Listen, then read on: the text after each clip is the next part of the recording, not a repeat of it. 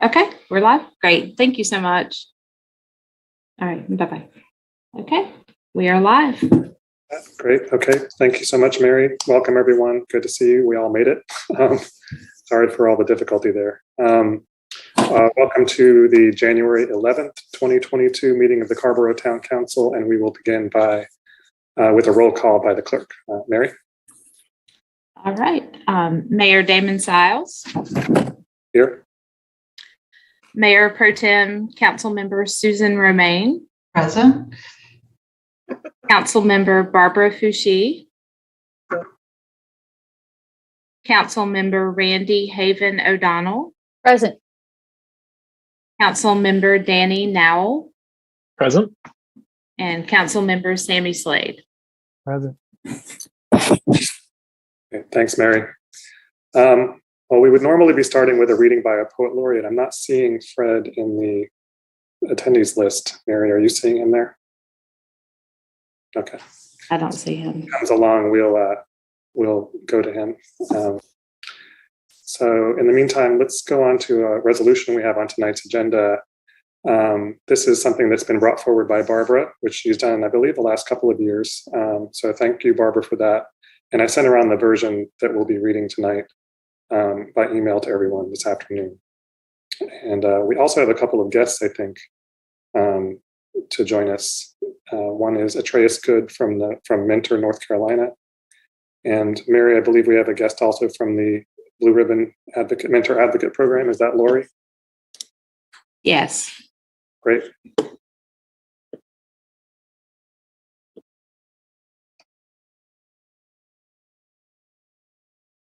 Okay. Mr. Good, welcome. Thank you for being here today. And Lori, I see you have joined us. Yes. Good evening, Lori. Thanks for coming tonight. How are you? Doing well. Can you all see me? Not yet. We can hear you, though. Here I am. Thank you both for joining us. Grateful to Barbara for bringing this resolution forward again this year. And Barbara, would you like to do the honors? Sure. Thank you, Mayor. And welcome, Atreus and Lori. A resolution recognizing National Mentoring Month. Whereas January 2022 marks the 20th anniversary of National Mentoring Month, an annual campaign to focus attention on the need for mentors and on how each of us can work to increase the number of mentors to help ensure positive outcomes for young people. Whereas the town of Carrboro honors volunteer mentors who support young people by showing up for them every day and demonstrating their commitment to helping them thrive. And whereas mentoring programs like Mentor NC, Mentor North Carolina, and the Chapel Hill Carrboro City Schools Blue Ribbon Mentor Advocate Program make our community stronger by driving impactful relationships that increase social capital for young people and provide invaluable support networks. And whereas during the COVID-19 pandemic, mentoring programs have stepped up to fill gaps for young people and families, connecting them with resources and ensuring that mentoring relationships continue virtually to ensure that physical distancing does not mean social disconnection. And whereas mentoring plays a pivotal role in career exploration and supports workplace skills by helping young people set career goals, equips mentors with the skills they need to support the professional growth of young people, and drives positive outcomes for young people and businesses. And whereas quality mentoring promotes healthy relationships and communication, positive self-esteem, emotional well-being, and growth of young people and their relationships with other adults. And whereas students who meet regularly with mentors are more than 52% less likely than their peers to skip a day of school, and youth who face an opportunity gap but have a mentor are 55% more likely to be enrolled in college than those who did not have a mentor.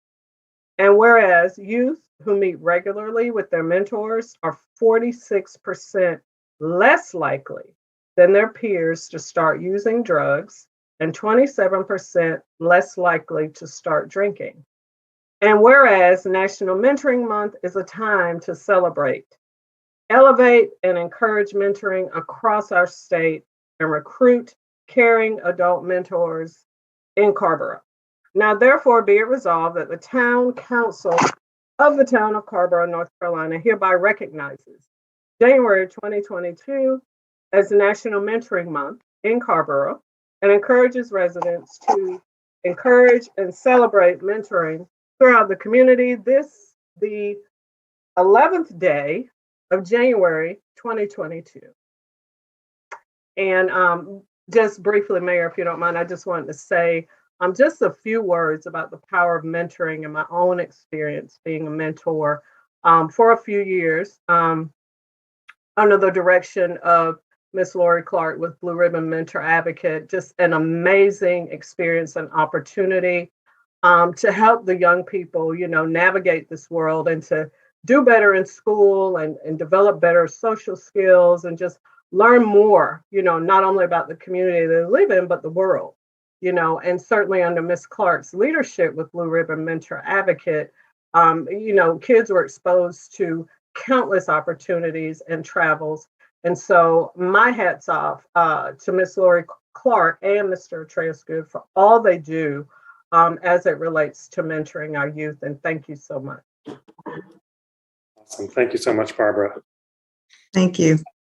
Lori and Atreus, I would love, if you have any words you'd like to share, I'll certainly give you the floor now to do that. Lori, would you like to start? Sure.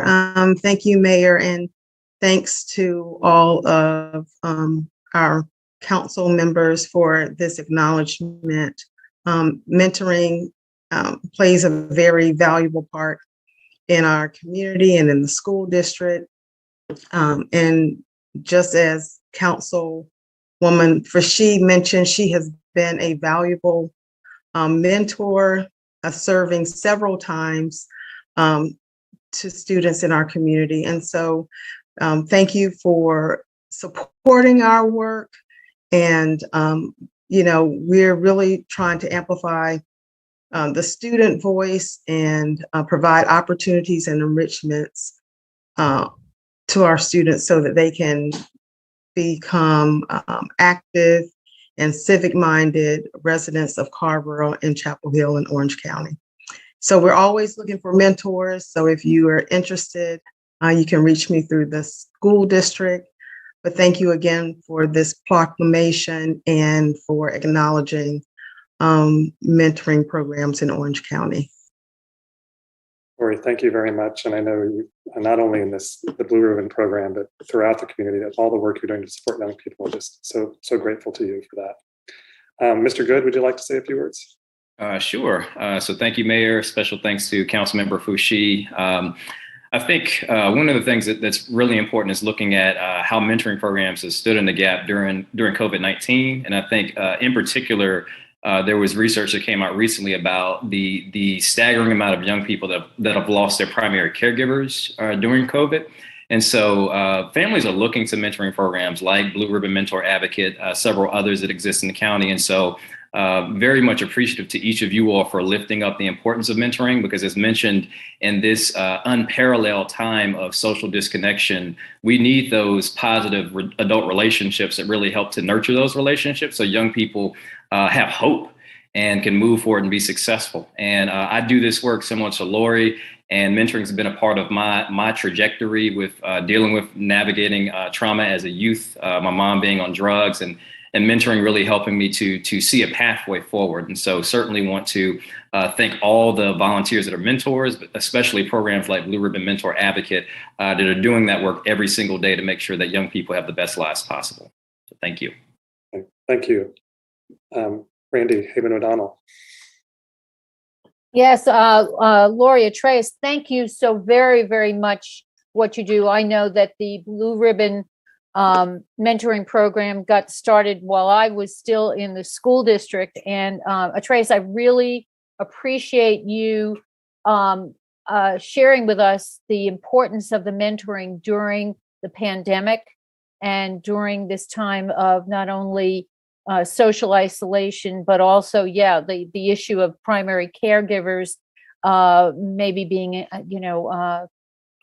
ill or out, just not able to, fulfill the needs. What I want to ask is beyond the volunteerism, which I know is always a critical core of the work. Is there anything else that we in the town of Carrboro government can be doing to support you all? Well, you already provide opportunities for students to serve. We work with the Parks and Rec Department when there are service opportunities, and we're in the process of getting ready for the MLK celebration. And so those are opportunities to keep students and mentors engaged. What I would suggest is that we look for ways to find summer employment for students so that they can find ways to mentor and develop skills that they can use, upon graduation and beyond. But I think there's certainly value, and we know that there's a summer learning loss, but for students that don't have to be in summer school or looking for opportunities to work, if Carrboro and local businesses could find opportunities for them to work right here in their community, I think that would be a huge opportunity. Thanks so much, Lori. Randy, thanks for that question. Susan? Thank you, Damon. First, I wanted to say thank you to Barbara for reading that resolution. It's a wonderful resolution. And also, Barbara, for your work on the Blue Mentor Advocacy Program for many years. So thank you for that as well. And Mr. Good and Ms. Clark, I also want to thank you for all of your work with Blue Mentor Program and all of the other work you're doing in this very, very organized way to help sort of bring together mentors and mentees and really reach young people at a time that it's needed the most.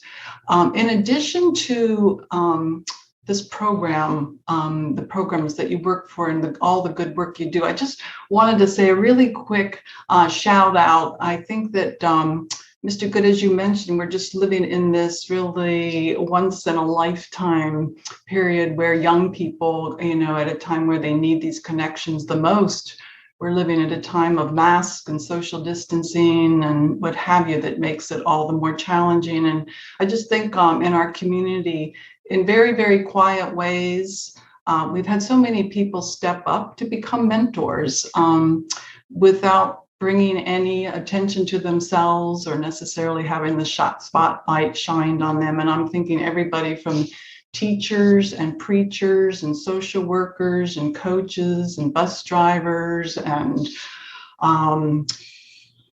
firefighters and police officers. So many people in our community have stepped up and taken young people, sort of brought them under their wing during this time. So I just want to give a shout out to those community members who've taken on that mentoring role, because it's really been needed now more than ever.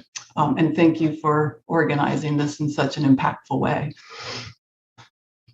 Thank you, Susan. By bringing this resolution forward, I'm going to take it that Barbara is moving that we adopt the resolution, and I would like to take a second from the council. Yes, Mayor. Yeah, I'm moving that. Thanks.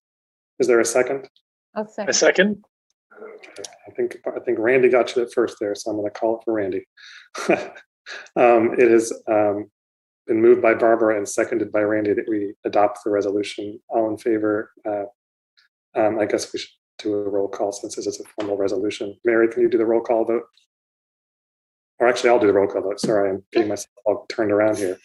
Third meeting is Mayor, already on it. Okay. I'll do it in the order that I see people on my screen. So please vote aye if you're in favor of the resolution and no if you're not. Susan Romaine? Aye. Randy? Aye. Danny? Aye. Sammy? Aye. Barbara? Aye. And aye for myself. The matter is passed unanimously.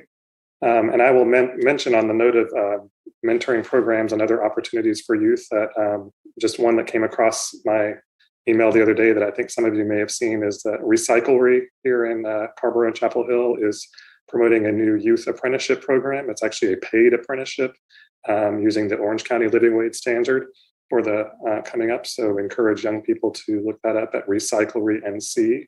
It may just have to Google that. I don't remember the website address off the top of my head, but that's the Recyclery, and they're doing a youth apprenticeship program that's paid at a living wage. So Lori and Atreus, thank you so much for being here today, and Barbara for the resolution. Hey, I'm sorry, Mayor. I'm sorry. I opened my mouth and raised my hand at the same time. Does that count? Go for it. Sorry. I also, Lori and Atreus, I think, doesn't OWASA do like a summer apprenticeship? I feel like I've seen that maybe somewhere, so you might want to check with them too. OWASA. I'm not sure, but I would love to be able to get that contact information and any information that you all may have available about internship. Okay, I can give that to you. That's the HR person over there. Thank you. Great. Thanks for that, Barbara. That's another great idea. Okay, Lori and Atreus, thank you so much. We'll give you back the rest of your evening. I hope you enjoy it. Thank you. Thank you. Okay, Mary, I don't know if I don't think that Fred has been able to join us this evening, so we're going to have to forego a poetry reading, unfortunately. Let me see what else is on my notes here before we get to the next item. I did want to note also that later this week I will be issuing a proclamation, and this is at the recommendation and request of Anita Jones McNair and her team on the town's racial equity core team for an observance that's been going on for the past several years called National Day of Racial Healing. And so staff has provided me with some good language for that, and I'll be issuing a proclamation on that this week. And I'll also be using that as an opportunity to highlight an event that's coming up that you all know about on Saturday afternoon. It's a special event organized by youth in Carrboro for Martin Luther King Jr. Day weekend. It's been switched over to a virtual event for obvious reasons, but I really hope that all of you will register and step into that event. Members of our youth advisory board, as well as youth from the NAACP Youth Council, have been working really hard. And this last minute shift to going virtual has been a big lift for them. And so I want to show them all the support we can, as well as our town staff who have been helping them out. Okay. Let's see, we are going to move on to the consent agenda. Mr. Manager. Thank you, Mayor. There's one item on the consent agenda. It's the approval of minutes from the October 26, 2021, November 9th, 2021, and November 16th, 2021 meetings. Thank you. And I believe there were one or two, maybe some corrections that came in on some of those from Susan. Is that right? Okay. Yeah. Thank you. Susan and Sammy. Yeah, one from me. Okay, and from Sammy, that's right. I see a hand from Randy. Randy? Yeah, before I move the consent agenda item approval for all three sets of minutes, I want to thank Susan for catching the HOD on November 16th. I just read right through that. So thank you, Susan, much appreciated. We know who HOD is, but not everybody does. So thank you for that. And I'll move all three of the minutes. Randy's moved approval of the consent agenda. Is there a second? It's by Susan. All in favor. I'll again go in the order that I see them. Danny? Aye. Susan? Aye. Aye. Randy? Aye. Sammy? Aye. Barbara? Aye. And aye from me. That's unanimous. Thank you all very much.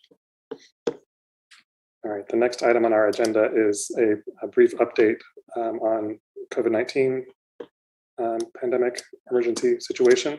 I believe Chief Schmidt is here. So Mary, if we could bring him over. And Chief, you may need to raise your hand. There we go.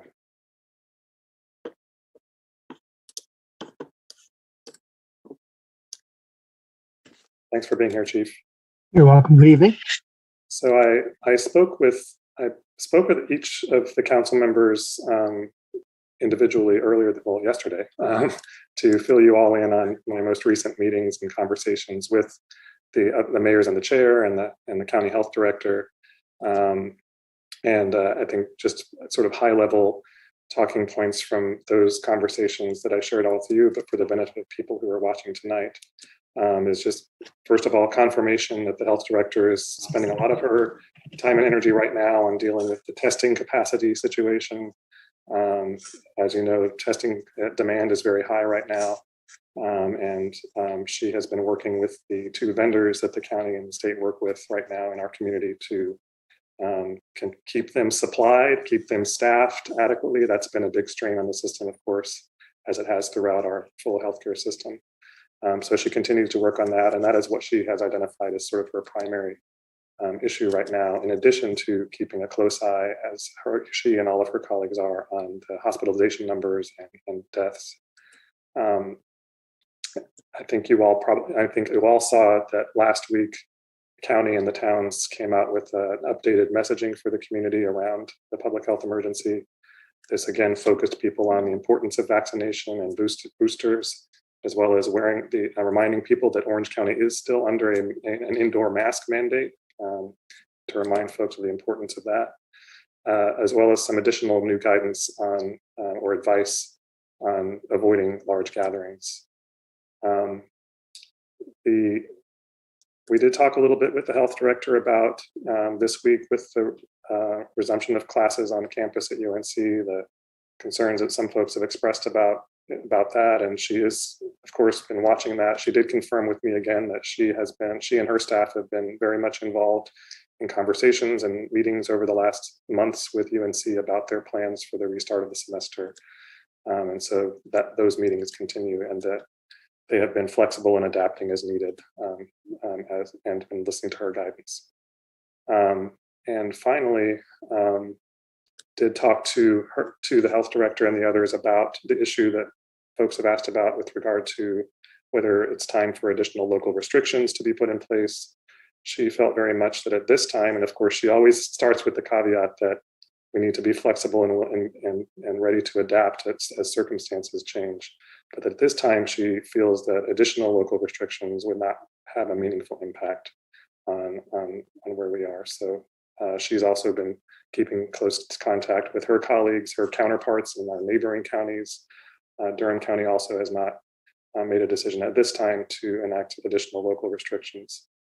I also talked with Manager White and Chief Schmidt about some of the other issues we've discussed on the council, including the town staff finding opportunities to continue amplifying public health messaging by using the big sign and our social media accounts and other things that we've talked about. And I believe that Richard, and he can update this himself if he needs to, but is working with Kat Lazorko to do those kinds of things.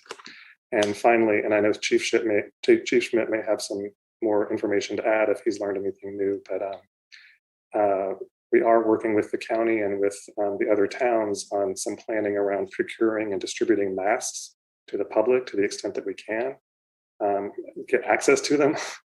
And so Chief Schmidt has been talking with his counterparts in the other jurisdictions to, first of all, find masks and figure out a plan for distribution. As you all know, back in the first phase early on in the pandemic, Rebecca Buzzard on town staff was putting together partnerships with our local community partners to identify community members who really needed to be kind of first in line for access to things like masks and other supplies.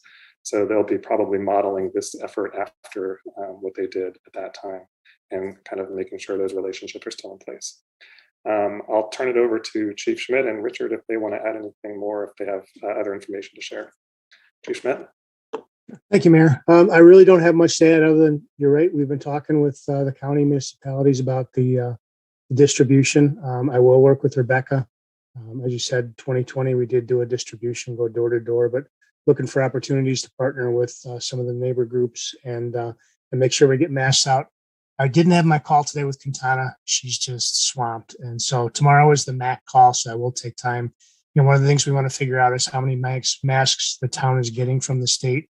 And we'll know how many to purchase, and then looking to find a reliable vendor that's going to produce a quality mask and then do that work. So that'll be an ongoing. And then again, just kind of benchmarking, making sure we're consistent and, taking feedback from the neighbors and providing feedback on different opportunities to make sure those at risk are getting masks and if they've encountered any sort of obstacles and how they overcame them. And like I said, we'll share that with them as well. And I'll add yeah, thank you so much, Chief. One other note on the mask, on the issue of looking into mask procurement and distribution locally here in Carrboro, and this is true of the other jurisdictions as well, as part of getting the mask is also finding both adult and child sizes for the masks. And so it's been a little bit easier for us to find the adult sizes. Child sizes are available, but just getting a hold of enough of them to make, has been an issue. But that is another thing that Chief Schmidt and his colleagues are working on as well. Richard, do you want to share anything? I'll just share that the staff continues to work remotely. In fact, we're going to extend that. Initially, we did through the 14th. We'll continue to do that through the end of the month to kind of see where things go. We'll probably continue working in this manner for some time period. We're also planning to implement a flexible work policy in February, and I'll share the details of that with council as well. And we're doing all that we can to ensure that those who are on site are being as safe as they can be in terms of daily safety protocols. And as the mayor mentioned, working with Kat on a public messaging campaign as well to make sure we continue to amplify the 4 key points from public health and also the suggestion about thanking the public for wearing masks as well. Great. Thank you, Richard. And I'll just note, Chief Schmidt mentioned that tomorrow is the next meeting of the multi-agency coordinating group. I will also be sitting in on one of those larger meetings tomorrow. I believe it's sort of part of that same they've sort of invited a bigger group to come in this time to be a part of the update, the information sharing portion of that meeting. And then on Thursday, of course, we'll be meeting again with the mayors and chair as we have been doing every week for the last few weeks. Randy, do you have a question? Yeah, I do. First, I would like to ask Chief, by the way, thank you, Chief. Hang it in there. Oh my God, you're an amazing individual. Let me tell you, thank you so much. I just want to say that, over all this time, you feel like that solid anchor in the storm. So thank you. I wanted to know regarding procurement of masks, does the school district intend to do any procurement for its students, irrespective of what the town could possibly do? That I'm not sure of, but I'll ask and see if I can find out. Okay, because I know back in the day when there were things that needed mass distribution to families, we very often use the students. So I'm just going to point that out. Great point. Okay. The second thing, this really goes to when I was asking for us to catch community doing the smart thing and being sensible. And I'm just wondering, Damon, council and manager, if maybe while we're all out and about with our little, our cell phone cameras, if we get pictures of folks doing, the sensible thing, if we sent it into Kat, if that made sense. So one example is yesterday, and this is a shameless plug, but I was over at Porch, and all of the folks at Porch had their masks on, just like when I'd been at Martin Luther King Park, and all the parents and all the toddlers in the the playground had their masks on, and 2 biking groups. One group at the pump track and the other on the field all had masks. So I didn't have a phone with me at the time, but it occurred to me oh, this is a good moment to do exactly what I'm saying, is get photos out on Nextdoor and on the website and just, in social media, just catching, folks in the community just going about doing what they're doing, but masking up. So thanks. Thank you, Randy. Barbara?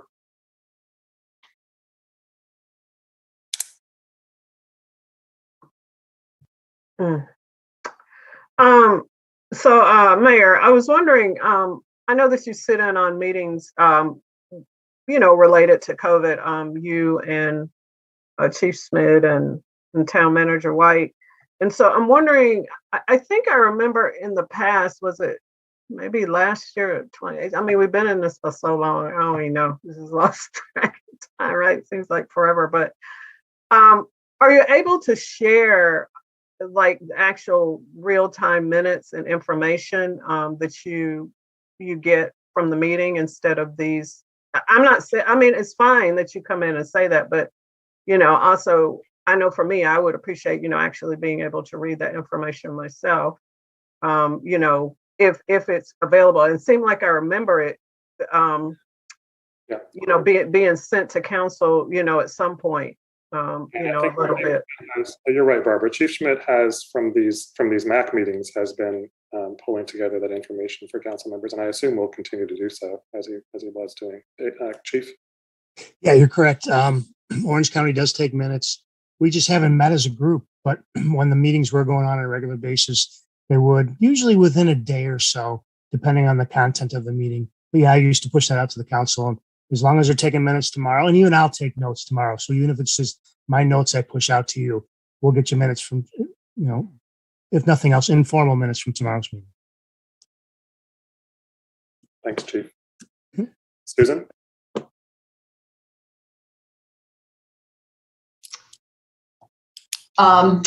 Thank you, Chief, and thank you for that question, Barbara, because I would really benefit from that as well. So I'll look forward to seeing that. I wanted to go back to the distribution of the masks, and we're, as everybody knows, we're kind of like in the surge right now, and this also happens to overlap with this Martin Luther King weekend coming up. Of course, a time where we're reminded of the importance of service. So I just wanted to throw out this whole idea of this weekend, maybe council or, whoever would want to sort of lead this all volunteer effort, getting community members to go, door to door with the mask, perhaps using this information that Rebecca has in terms of those neighborhoods, those houses where folks may be most at risk. But I'm just kind of thinking in terms of the urgency of getting these masks out sooner rather than later, since this surge is going on right now. And I wanted to throw that out, if this is even a possibility of trying to organize something like this with such a short period of time. Yeah, I think one of the issues, and Chief Schmidt can maybe speak to this, has been that even the procurement logistics has been difficult. First of all, prioritizing getting masks, high-grade masks for first responders and other frontline workers has been a priority. Procuring additional masks for public use, while we think it's going to be possible, certainly the adult masks will take a little time, but the child masks will take probably longer. So I know Chief Schmidt's been working on that and can speak more to that. Yeah, we do. Like as a great example, when we met, I think it was the last week in December, where Chair Price made the motion to procure masks for first responders. They just got the masks on Monday. So, as far as I know, it is a local distributor, but everyone is overwhelmed just because of the announcement. It's just like it was when this started, except I think there's some more stock on hand, but we're just running into the supply chain issues. And yeah, there's a couple of local vendors that we'll reach out to, and if there's any chance we can get them by the end of the week, we'll drive and pick them up. But it's we're still kind of uncertain right now. Understood. I'll put out the message that I know. I know it would be. I just think there would be a lot of community members very eager, willing to help with some kind of distribution. So just file that away if the right moment does come up that we can turn this into a doable project. The other question, just my last question, it always sort of goes back to the hospitals and to what extent they're approaching capacity. Also, being especially concerned about nursing staff right now. And I read that in some states, nursing shortage has reached a point where nurses who test positive, if their symptoms are mild and they can work, they're actually going right back to work. And I was just curious, where is UNC right now in terms of the nursing shortage, in terms of capacity? And has there been any conversation yet about healthcare providers who test positive actually still going back to work if they're feeling up to physically they're able to do so? Well, we do know from our meetings with Quintana and others that like all hospital systems, UNC is feeling the strain for sure. And part of that is the increasing number of cases. In addition to that, people arriving at the emergency department looking to be tested, which is something we probably should be helping community members understand with our own voices out there, by the way. Please do not go to the emergency department for a COVID test. Please seek that out elsewhere, because that is placing a great strain on hospitals like UNC. But then, of course, they're also seeing staff call-outs for staff who do test positive. So that is an issue. It's a big issue that they're trying to keep a very close eye on.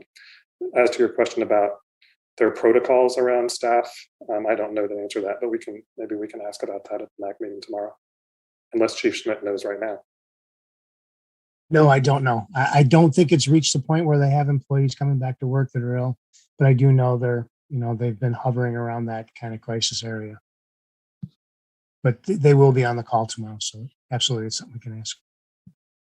Thank you. That's all for me. Appreciate you. Thank you, Susan. Sammy?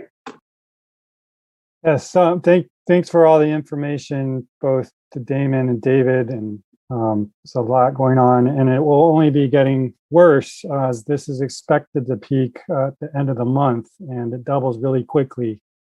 I forwarded to y'all a great website that does a good job at calls COVID-19 Circuit Breaker Dashboard, which goes through all counties in the country and the capacities of what the hospitals are.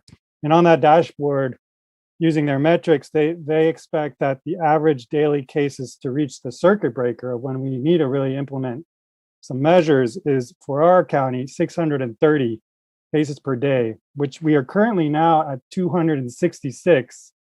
And last week we're at 155. So, it can, we could reach that point very quickly. And I'm encouraged to hear Quintana's, looking at the hospitals in terms of metrics and thresholds. I think we really need to get a sense of what our threshold is for when we implement non-pharmaceutical measures. I've been asking for this. I think it's in the past, we had very clear metrics and thresholds naturally because of the effectiveness of vaccines in terms of severity of the impact of Omicron. We may need to shift what those metrics are, but we should still define what our thresholds are so that we are on the same page about what we're trying to keep under and know kind of when is it that we implement some non-pharmaceutical measures if we need to. And personally, I feel like we're already there. I think it's crazy that people are indoors eating and having drinks.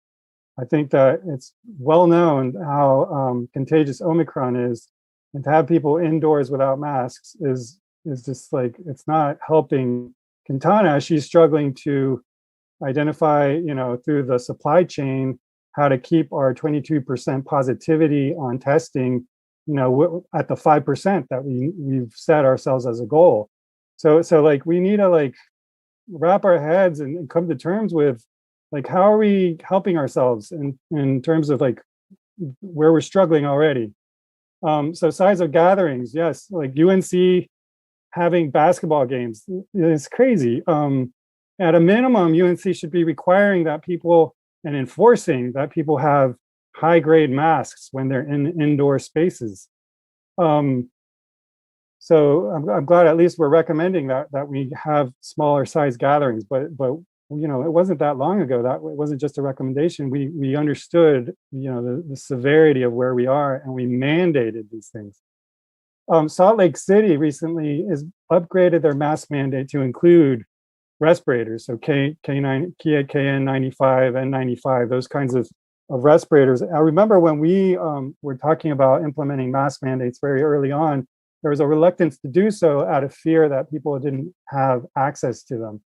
But to the extent that we might already have access to them, Quintana said that they're going to make available, and Chief will be letting us know, you know, how much, what kind of supply that is in terms of for Carrboro. So, you know, if we have enough supply that people who are in real need and least likely to have access, like we did in the past, we should be more comfortable in implementing a higher standard mask mandate. So Salt Lake City is doing this already, and they're supplying masks. And they say, you know, that there's the enforcement thing. Like, obviously, like, people aren't going to immediately going to do this, but if they know there's a mask mandate, there's a higher likelihood that people are going to take this even more serious than they already are. Last time, Chief, I asked if to what degree the county was connecting with the entities that the state's prioritizing for supplying masks. And I was at a couple of pharmacies just out of curiosity, and at the pharmacies, they're still wearing the blue masks. And I let them know about this, the availability of higher grade respirators from the state. So I'm wondering if pharmacies have been reached out to what. I just want to raise that question again. If the county can really put in some legwork into letting these, you know, frontline providers, workers know about the state supply and really tap into that resource beyond what the county is going to be tapping into. There's this other resource that the state has a website for giving out masks. I think we're missing an opportunity to really amplify the modeling that we have as a town. We're having non-essential workers, people who are in office.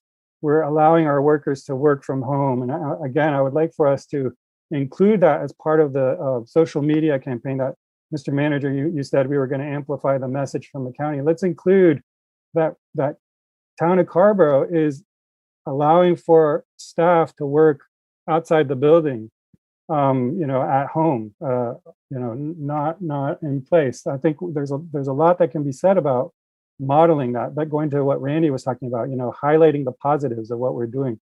Let's highlight that we're doing that, and hopefully others could follow suit. Anyways, those are my main points. If we could also just get, I think just to echo what others have said about information in terms of what the metrics are, especially the ones that Quintana's following, such as hospitalization, specifically in terms of hospitalization, to what degree is Orange County contributing to the hospitalizations? Because there's an assumption that somehow that because there's more vaccination, we're at 75% in Orange County, and the hospital shed includes counties that don't have high vaccination rates, that maybe we're not burdening the hospital to the same degree. So what specifically are those numbers for our county? Because that again would inform us in terms of, like, is it essential for us to, you know, doing our part to take burden off the hospitals? Another aspect of the hospital and the burden, it's not just about deaths and you know, high severity of cases. It's the strain that we're putting on the hospital workers. One of the reasons that hospitals are struggling is so many people have burnt out and quit being nurses. And so we don't want to exacerbate that further by like straining the system even more. And so again, another argument for having non-pharmaceutical measures, such as banning indoor dining and drinking, which are maskless implementing size of gatherings, and again, upgrading our mask mandate to include respirators. So I personally, I would like for us as a body to ask Damon to bring this to the MAC group as a perspective from Carrboro that we would like the MAC group to really take seriously, especially the upgrading of the mask mandate. So if folks would like, I'd like to make a motion that we ask Damon to have the MAC group take seriously the upgrading of our mask mandate like Salt Lake City has done. That's a motion.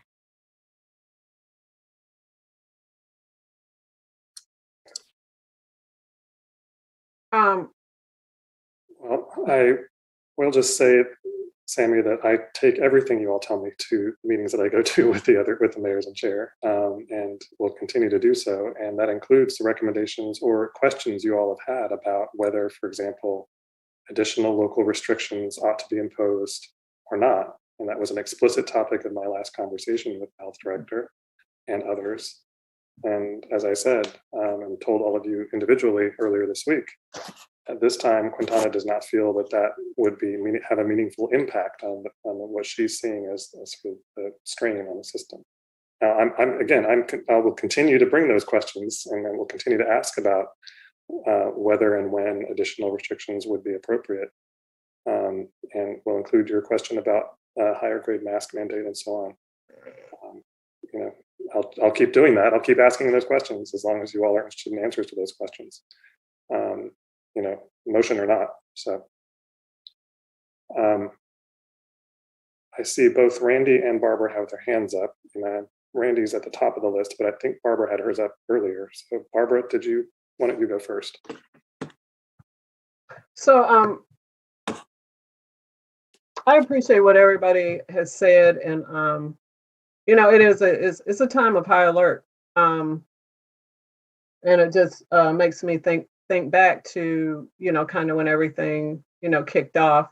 But I'm going to be brief too. I'm not, because we have a closed session that we need to get into as well. But going back to what Susan was saying, about the mask, and I love the idea of providing the higher level mask, especially to folks who otherwise would not have access to them. Some folks can afford to buy them, in bulk, and they have access to them and they know how to get them, but then there are others, in the community who are at a disadvantage, as far as being able to access those masks, for protection. And so I like the way that we distributed masks the last time, and I think we distributed them through fire, through police, and there was these neighborhoods that were identified. It was a whole thing, right? And I really love that. And so I think what I'm not hearing is, are these masks, are they coming? Are they going to be available for distribution to the public outside of what we know? Our first responders, like police and fire, folks, they need access to the mask. I mean, they like frontline workers. So, but are they going to become available for distribution, like they were before? I mean, well, the surgical mask and the cloth mask before, but certainly the higher grade now. So that's what's not clear to me, Chief Schmidt. Is that something that's going to happen? Is that coming or trying? It is coming. Excuse me. It is coming. It's just it's just a question of finding a vendor that has them, and again, kind of going through the checks and balances we did last time to make sure that we're procuring a high quality mask, and it's not just a couple pieces of cloth, covered with a KN95. So making sure, if we're going to be giving them out, they're high quality. Okay. All right. Thank you, Chief. And Barbara, yes, the idea is that we would use a similar model to what we did last time, where the masks were distributed through community partners that Rebecca Buzzard has been working with, and using that same model as last time. And thank you, Mayor. And so I want to go back to Councilmember Slade, and I'm really hearing him. And so I say that in the spirit of, what I'm hearing from Sammy, and Sammy, tell me if I'm wrong. And I understand about collaboration and kind of being in line with what the county's doing, Chapel Hill, Hillsborough, I get all that. But is this, I mean, you know, is this really the time to be doing that? I keep hearing Councilmember Slade talk about modeling and modeling the way, and how Carrboro is always the first to do this. You know, we step out, you know, we do different, we're different, right?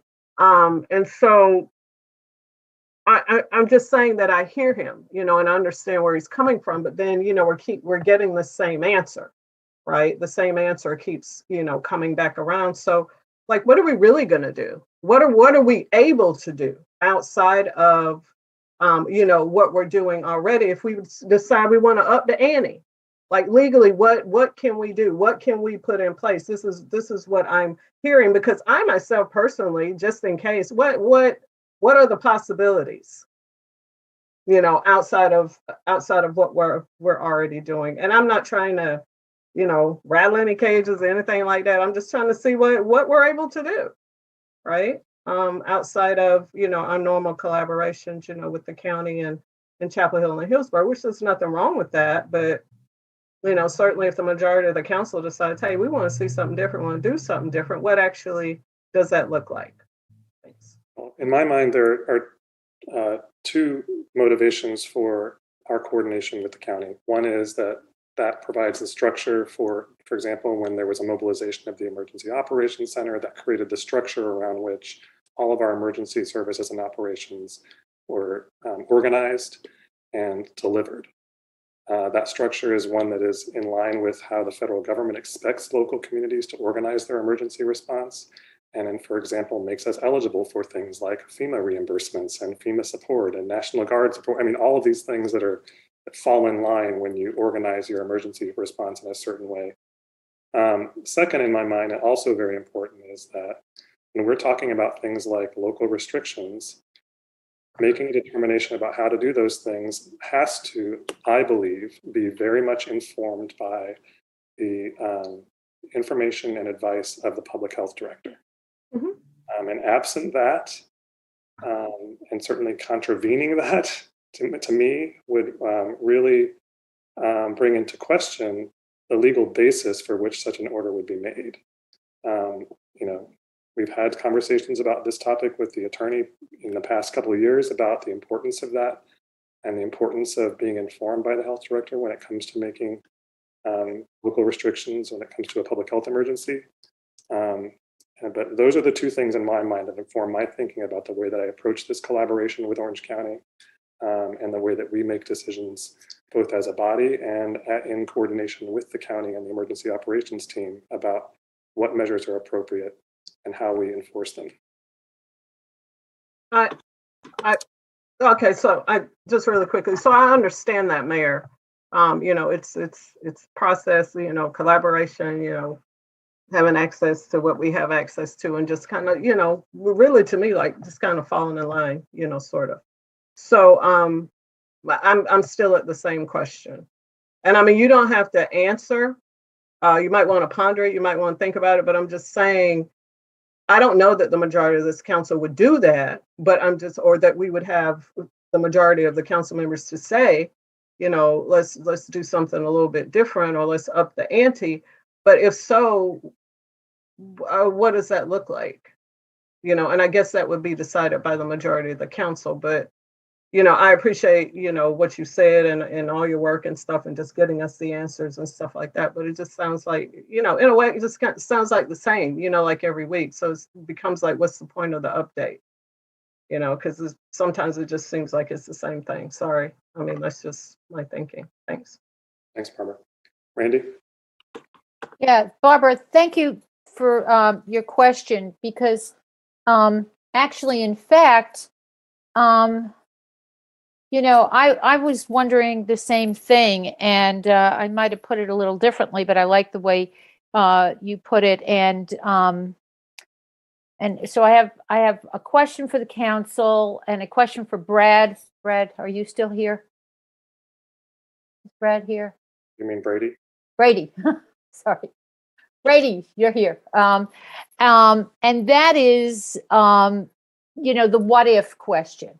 So what if Carrboro Council was interested in upping that ante and saying between January 12th and January 31st, that we ask that the indoor eating and drinking be suspended to ensure that the quality of indoor air is not shedding and spreading. I think that's a small thing, but I hear Sammy loud and clear. I am with him on this. We've got a short window in the larger scheme of things. When you think about the fact that we've been in this for 3 years, well, almost 3 years. Within a month from now, it'll be 3 years.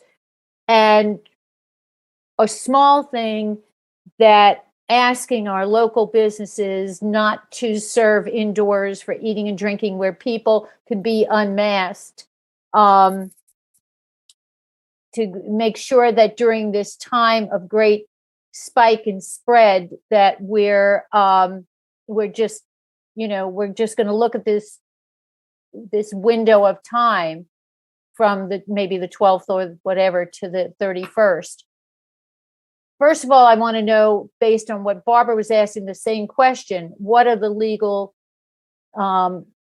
possibilities of doing that, and what do council think of upping the ante in that way to undergird our sense of addressing the urgency?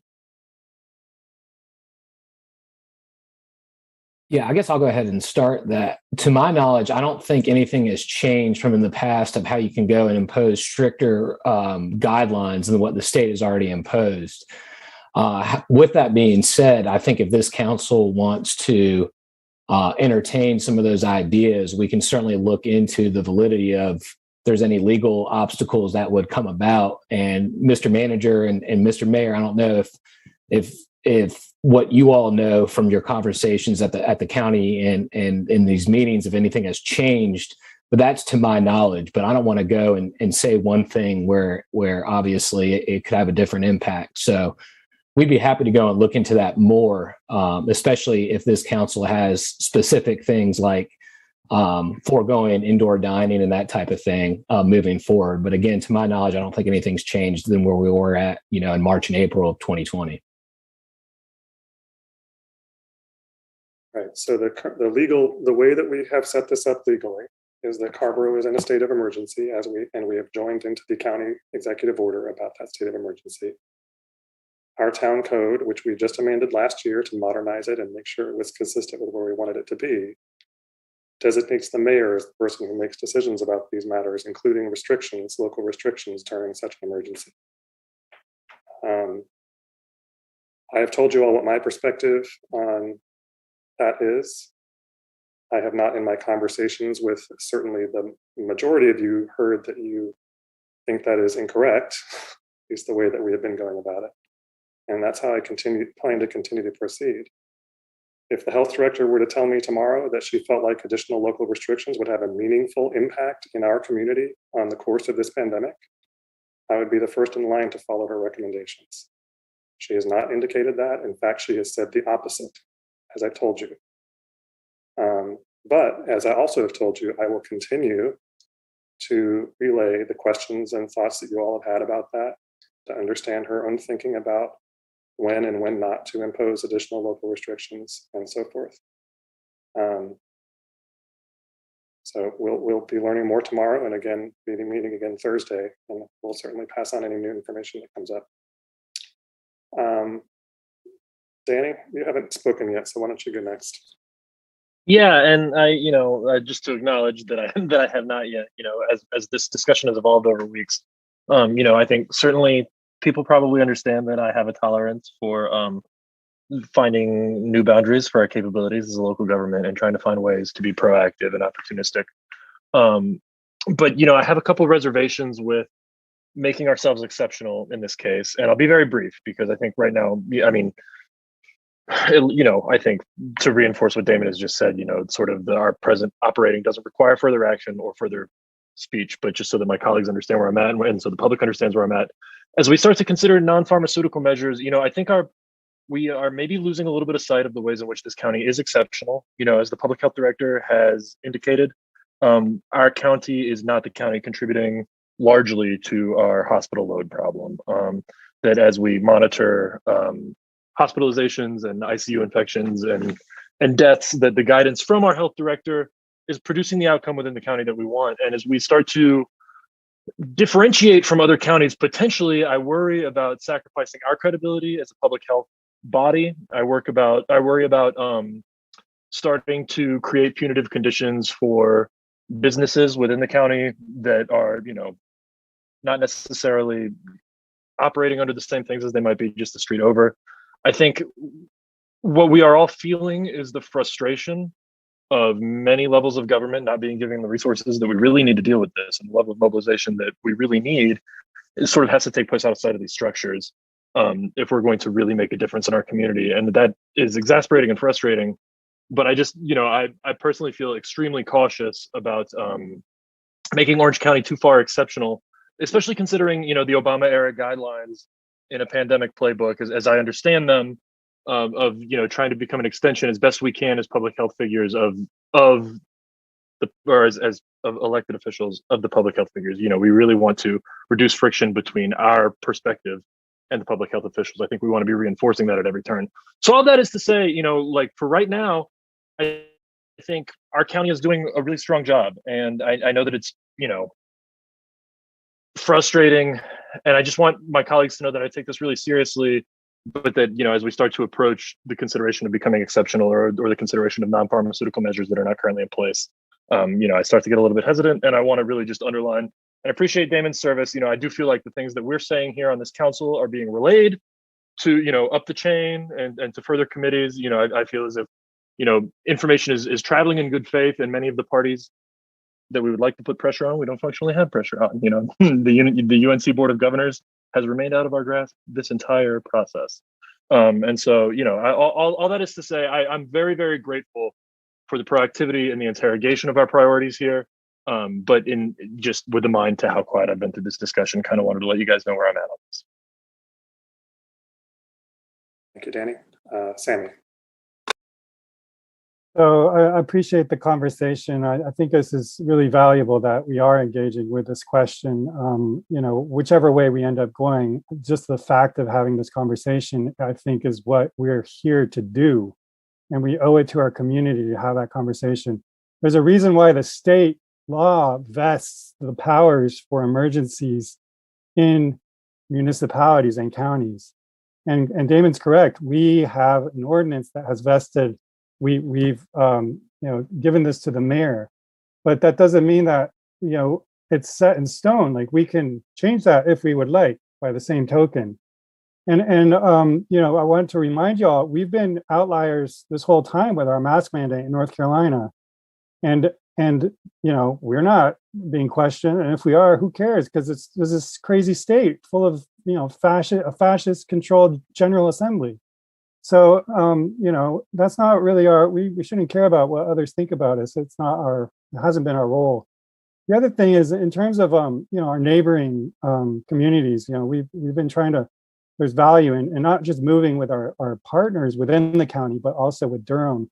And Mayor Schuler is no longer the mayor in Durham. And he was very proactive early on, taking, you know, very strong stands that allowed Carrboro to, you know, follow them as leaders. And I'm a little afraid that having lost someone with that degree of spine leaves us kind of like looking around, wondering, you know, who's going to make the first move. While I agree, yes, we take advice from Quintana, but remind you, the powers vested in us, you know, everyday people who are chosen by our community to represent them. And we take, you know, advice from the county health director. We take advice from what we know and read about, and, you know, and what's happening in other countries and other states. We take advice from our community members, and we have to synthesize that, and then we have to make decisions. And I share the frustration, I think, Barbara, you were expressing, which is I very much hold too. I'm you know, asking more questions. I'm kind of beyond that. I know that, you know, breathing without a mask indoors is a problem with Omicron. This is highly contagious.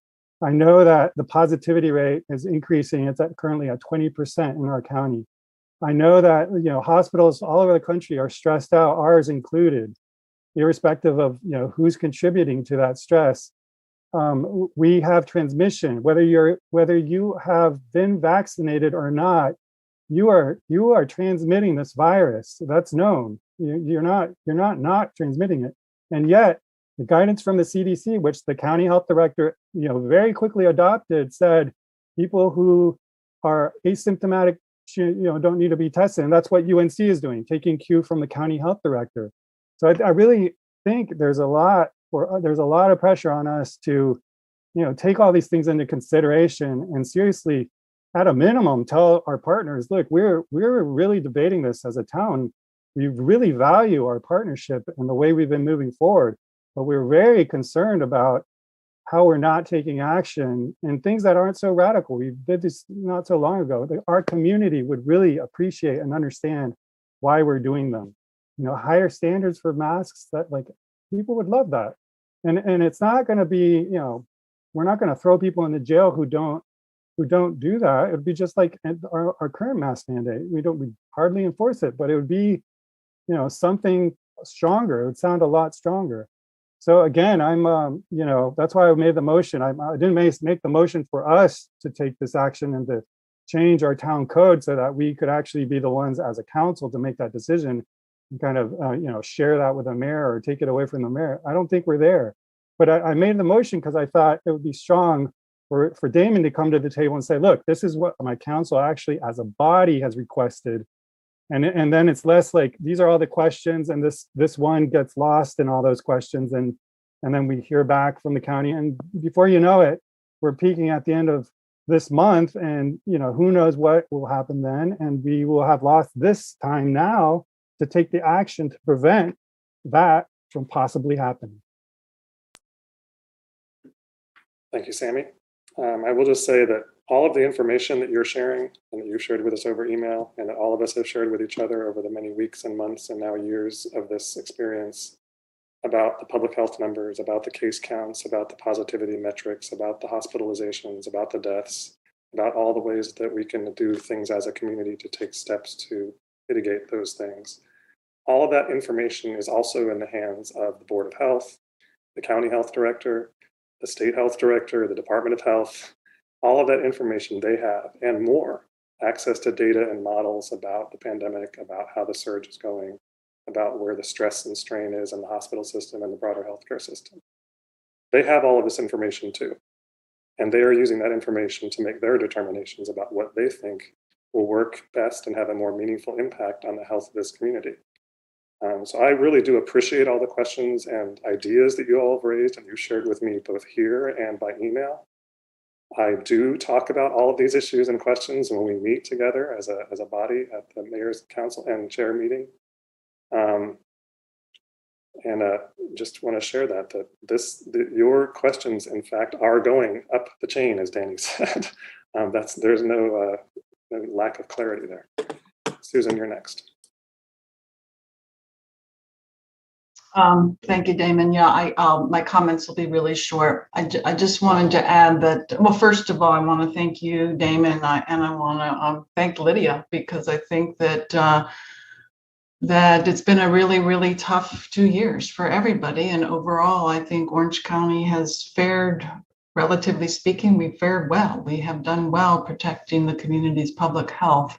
And part of that is, maybe a large part of that is the collaboration. And then in addition to all of the things that you said about the collaboration is the other thing, it allows for the consistent messaging. So what we're doing here is the same as what you're doing in Chapel Hill or Hillsborough. And that messaging includes, from what I hear, the messaging includes that the higher standard masks are better. I mean, when we're in indoor spaces, when we can wear them, we're going to be have more protection if we have that on. So that recommendation is already being made. And I know that a recommendation, that's a lot different from the mandate, Sammy. But when I think about the mandate, we were just having the conversation, Barbara making the very good point is where do we get the masks so we can get them distributed? So I don't know how we can have this mandate when there's going to be so many community members, whether they just don't have access to them, they can't afford them. We just don't have them because of all of these supply chain issues. So that concerns me. And then just the idea of the enforcement of the mandate. I think we had a hard enough time just enforcing any mask mandate, let alone now enforcing the mandate around the higher standard mask. So to me, I feel really comfortable just continuing to make this very strong recommendation. And it would be the strong recommendation in collaboration with our partners, while also doing our very best to get these masks as soon as possible, so that we can start this process of getting them distributed so people who so choose can wear them, and we'll continue to recommend that as much as we possibly can. Thank you. Okay. Barbara?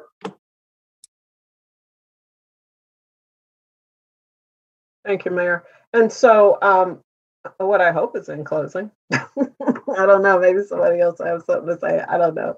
But, you know, I've heard some good things tonight. I understand the mayor's position.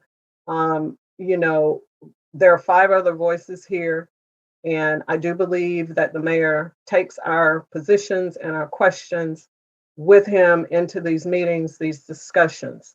And the point that I was just trying to make is that, no, I don't think anybody's saying don't collaborate, right? But let's not let that be the only, right? Nobody's saying not to collaborate. That's not what I'm hearing. What I'm hearing is if the majority of this council decides to do something different, you know, and the advisement of the town attorney, you know, town manager, you know, however that whole process would work, you know, you have to keep your options open. And I think that's what I'm hearing more than anything. Nobody's saying not to collaborate, you know, but you know, our voices are here. And so, you know, if you have some council members saying, oh, you know, we're okay right here. And then you got some other ones saying, oh, well, we're okay, but, you know, can we do this? You know, this is what I'm hearing. And so I just kind of wanted to put that out there. You know, we all don't have to be on the same page all the time. You know, but certainly, you know, if there comes a time when, you know, the majority of us say, hey, we want to do something different and see what this even number we got. I don't even know how that would work out. 3-3. You call it 3-3. So that's it. That's all I wanted to say. I mean, I just think this is a very fluid situation. And I just think, you know, we should just kind of, you know, keep our options open and not necessarily just be so set. Thank you, Barbara. Yeah. As I've said, yeah, you know, being flexible and adaptable is what is the name of the game right now, and that's what we're trying to do. I do want to say that we've been talking about this for quite a bit now, and we do have a pretty lengthy closed session ahead of us, so I want to just keep us mindful of the clock.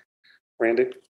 Yeah, so I just want to go back and say, before I ask, because Sammy left a motion on the table, but before we go back to that, you know, I would like at least for Brady to bring back to us next week what the, you know, looking at were we to impose a stricter guideline for the window of time in the remaining part of the month, what are the legal obstacles? I would, if council agrees, I would like to ask Brady to do that for us. So that's number one. Number two, you know, I'd like Sammy to restate his motion because I think it got kind of lost there. Sure.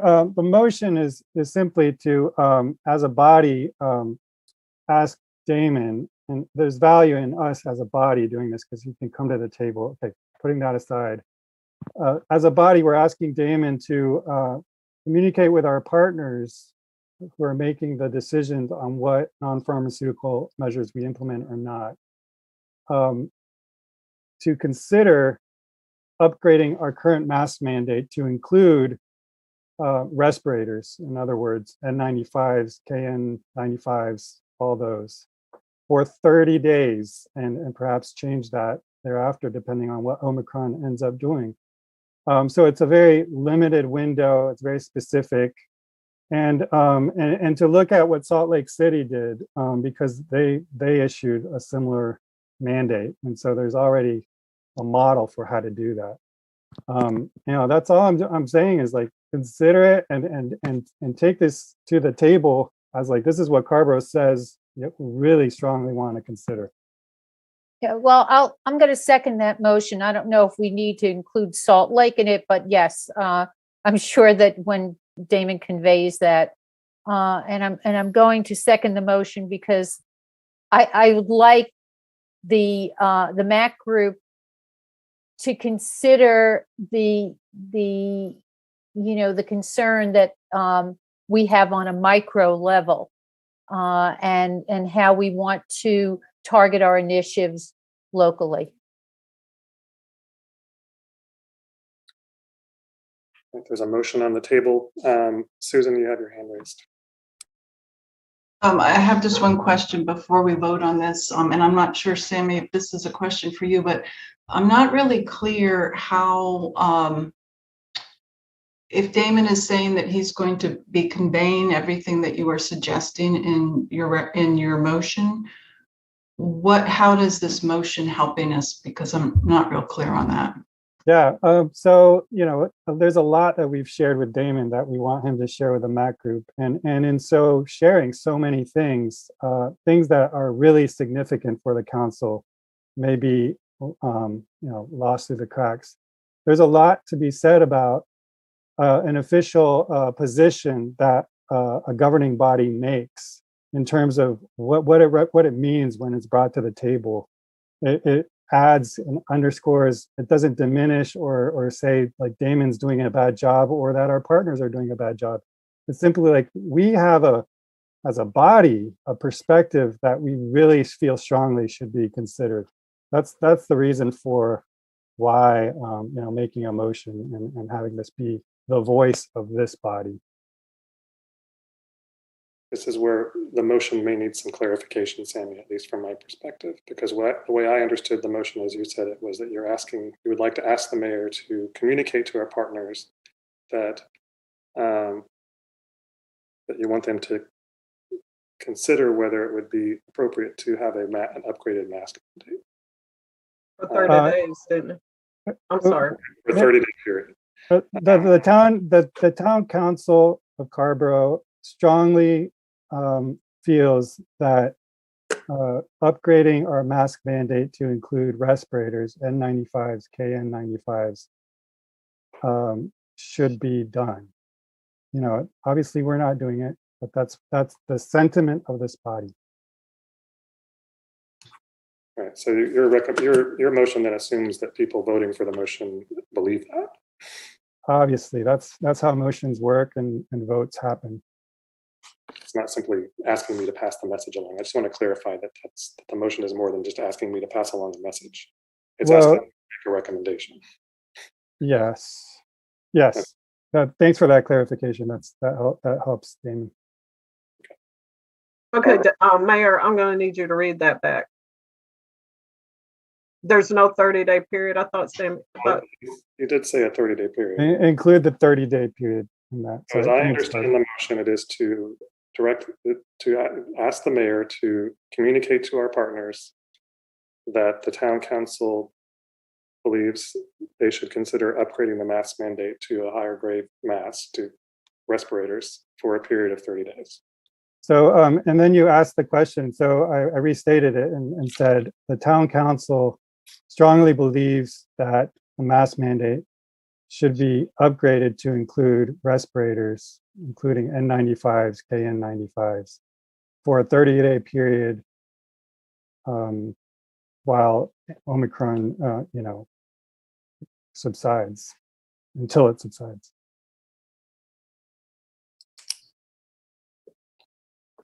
Randy, is that your understanding of that? Yeah. The only question I have is that I have KN95s. They don't have the respirator on them.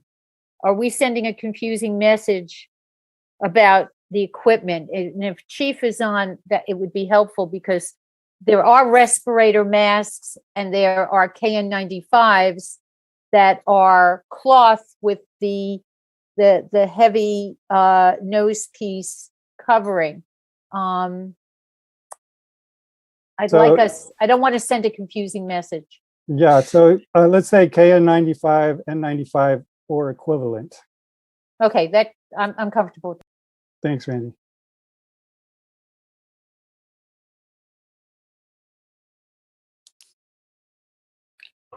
Okay. Does everyone understand the motion? Mhm.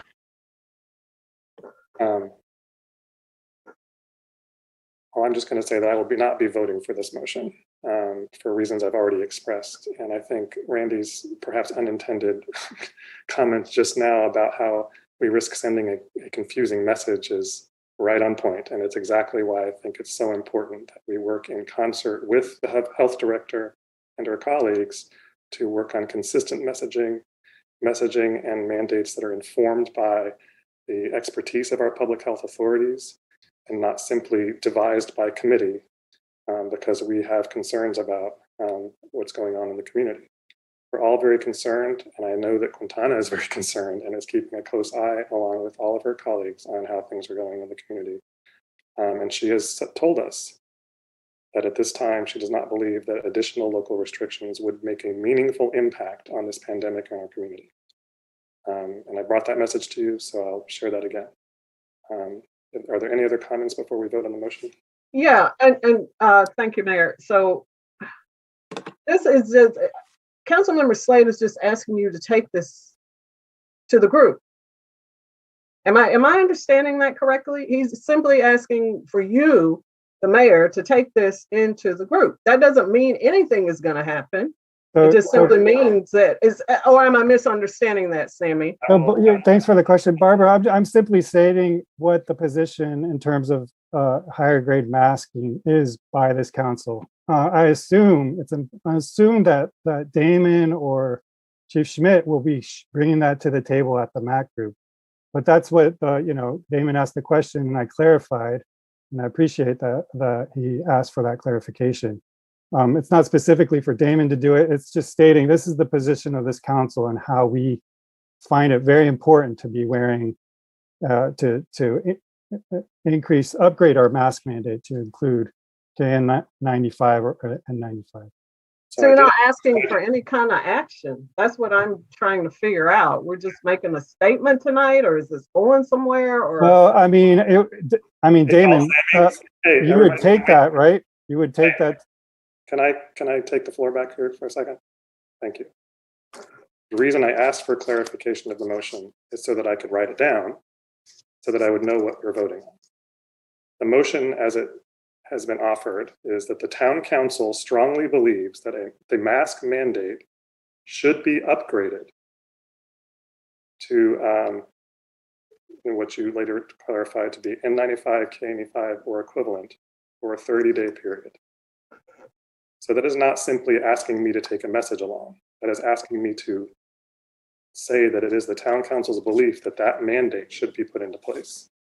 So I just want to clarify in response to Barbara's question, that is not simply asking the mayor to move a message along to the health department. Thank you. It is making a recommendation about what the mandate should be. Yeah, I appreciate that clarification. I'm glad you wrote it down. I feel comfortable with how it's written. I trust that you will share the sentiment, because that's your role on the MAC group of how we feel about mask mandate.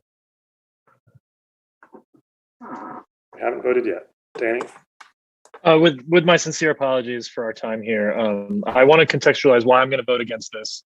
Strictly about mask procurement, like 100%. I think if the town had the capacity to back this up for residents immediately and be able to supply the masks that people would need to comply with this, I would be pretty comfortable with it. Sammy, I really support the spirit of this, and like trying to be crystal clear about, really speak with a clear message about what we need from folks inside businesses. And so I really do hate to be sort of standing athwart, agreement here, but I just feel strongly that we can't be asking our residents of something that we can't yet back up for them. So I will be voting against this. I just wanted to contextualize that before we do the vote. You could add a friendly amendment for that and vote for it. Randy? Yeah, two things. One,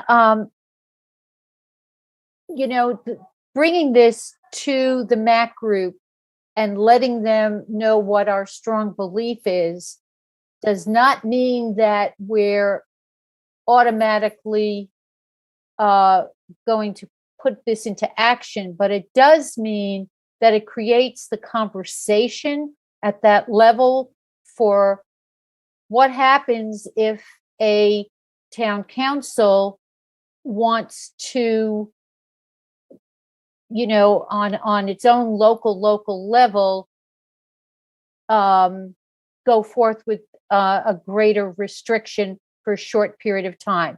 I think that's getting to Barbara's question and Sammy's answer in terms of where we're really at. It does not mean that next week we would determine this is what we're going to do because of the procurement question, but it does raise the conversation at the level of county discussion for, what does it look like when a local body, representative body feels the need to potentially impose further restrictions with a short window. So I want to make that clear that we all understand that the turnaround time would make it impossible if we wanted to do it yesterday, let alone tomorrow or even next week.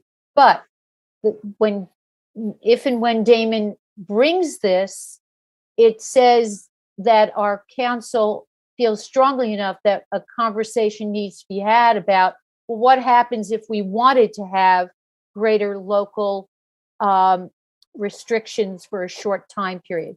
The second part of what I want to ask, because I had asked that Brady look into the potential for us in terms of legal obstacles, and I want to ask that he bring that back to us next week. And thank you. I don't mean to belabor this, but I think the discussion is quite fruitful, and it really it gets to how we help ourselves in the community manage just very challenging time. Thank you, Randy. I have two more hands raised. I would like to move us toward a decision on the motion. So are the two hands raised in direct relevance to the motion? Mm-hmm. Yeah, just going back to what Randy was just saying, and I was going to ask Randy if she wanted to add to the motion or a friendly amendment of some type, because I believe what she said is relevant to the original motion, but I didn't know how she might want to integrate that in for context. That was all for me. Okay, thank you, Barbara. Sammy? I just want to remind folks that Chief Schmidt Quintana sent us an email saying that there are going to be masks that are available more broadly than just for emergency services coming from the state.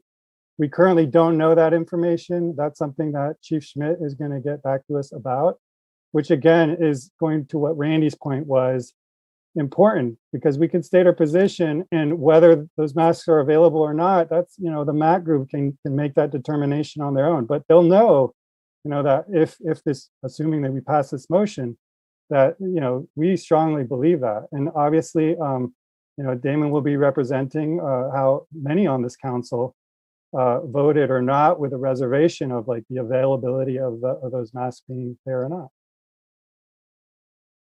So, Sammy, if you want to amend the amendment with the friendly, wording to say that based on Barbara's recommendation, I would support that. All right, Randy, say what? I missed that. As Barbara recommended, that we could she recommended a friendly amendment whereby we could say that, recognizing the procurement question, this is a matter of upon availability, our council would determine to move whether or not to move forward, or something to that nature. Barbara, did that capture? Yeah, I think so. I think something like that should be included if we're going to go forward with it. So can I offer the wording for that? Yes, please offer wording. Yes, the council recognizes the necessity of having the availability of such masks, and currently does not know whether the state's contributions would alleviate that concern. That is something to be considered.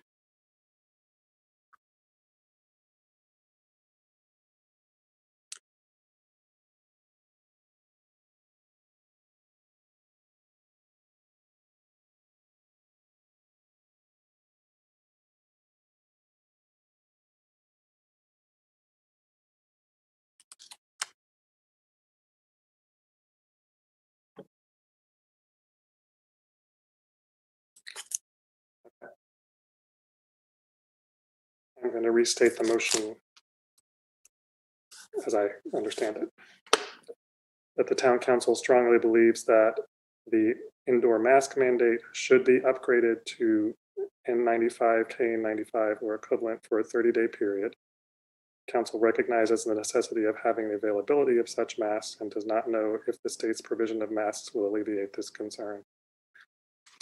That is something that should also be considered. Are there any further discussion on the motion? Randy, do you accept that amendment to the motion? Yeah, it's a little clunkier than I want, but I think it'll do, and I know we want to move on. Okay, I'm going to do a roll call vote for the motion. Susan?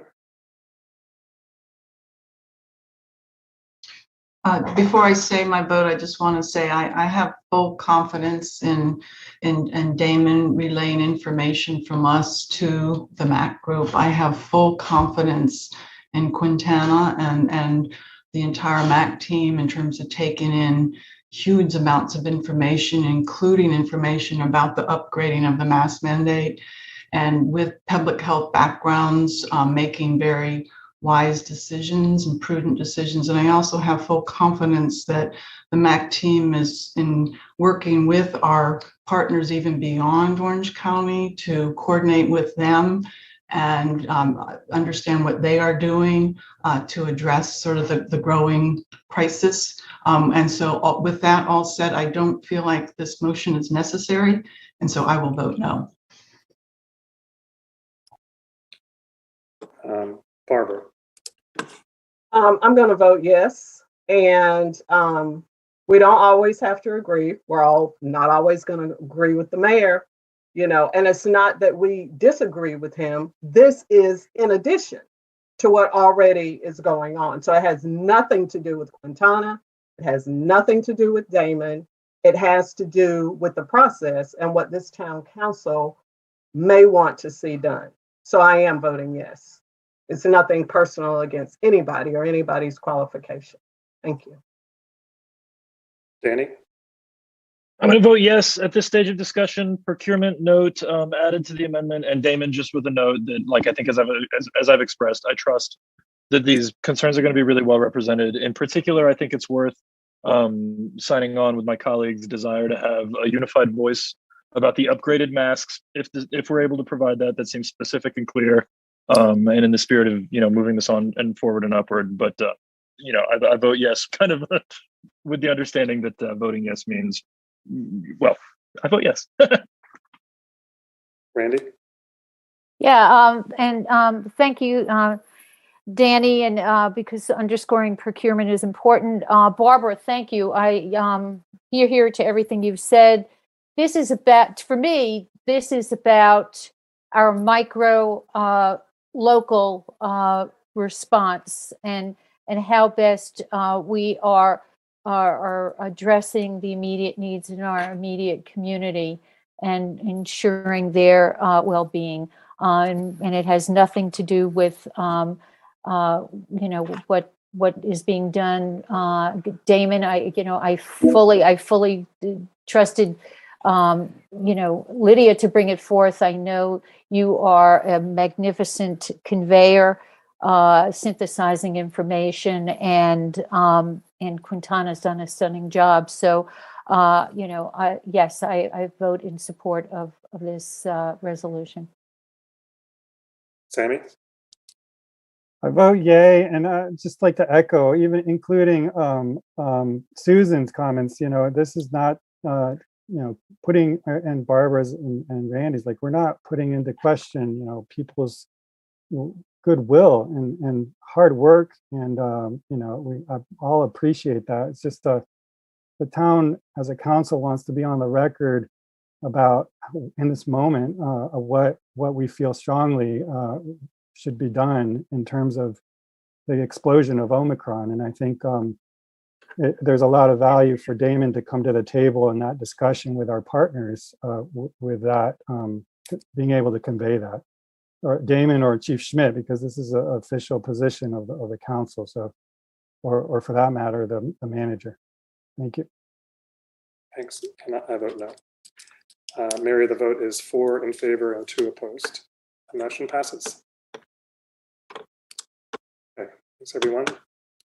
I believe our next item is to go into closed session. So I'd like a motion to go into closed session to discuss a personnel matter. Motion by Barbara, is there a second? Danny, second. Motion by Barbara, second by Danny, that we go into closed session to discuss a personnel matter. All in favor, please raise your hands so I can see, please. Aye. Matter passes unanimously. Now, everyone, before you make a move here, Mary and Richard, will you please let us know exactly what you need us to do? I think we're leaving this Zoom session, and then we're not. We're gonna stay because we had some technical difficulties. So we're gonna do like the old days. We're gonna kick everybody out and let the AV know. Please kick everyone out.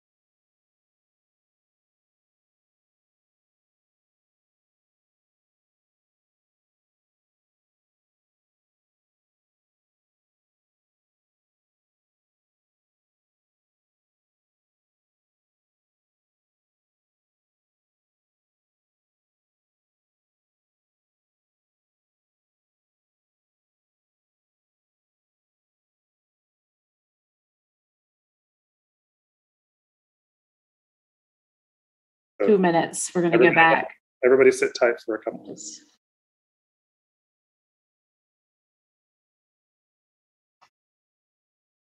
Okay, we're live again. Wonderful. Motion to adjourn. Is there a second? I second. Moved by Randy, seconded by Danny that we adjourn. All in favor, please say aye. Raise your hand. Aye. Aye. Okay, that's unanimous. Good night, everyone. Stay well, stay safe, stay healthy. You too.